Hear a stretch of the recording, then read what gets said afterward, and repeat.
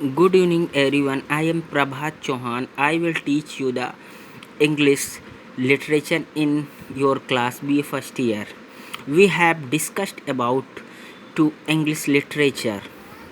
Sorry guys, मैं आपको बताना चाहता हूँ कि देखिए इंग्लिश जो है उसे हम दो तरीके से पढ़ सकते हैं। एक होता है इंग्लिश टू इंग्लिश और दूसरा रहेगा हिंदी से इंग्लिश। अधिकतर लोग हैं जो यूपी बोर्ड से हैं, सीबीएसई से हैं, वो ज़्यादातर हिंदी से इंग्लिश सीख कर आए हैं।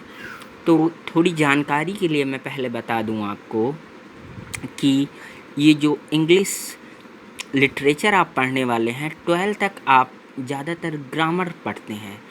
उसके बाद जो लिटरेचर अचानक ग्रेजुएशन लेवल में आपको लिटरेचर पढ़ना होता है, उसके बाद थोड़ी सी प्रॉब्लम आती है, पर अगर हम कंसंट्रेट होकर उसे सीखते हैं तो बहुत अच्छे से सीख जाते हैं।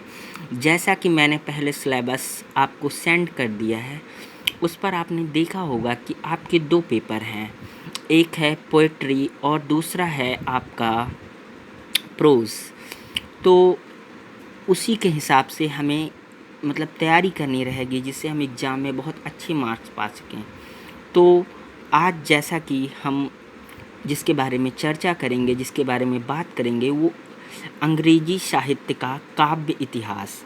जैसा कि आपने हिंदी में भी बहुत सी किताबों में आपके सर ने, मैम ने 12 तक में बताया होगा इतिहास क्या होता है। इतिहास मतलब कैसे क्या शुरू हुआ, कैसे हमने इसको जाना, कैसे सीखा, उसके बारे में पहले चर्चाएं होती हैं।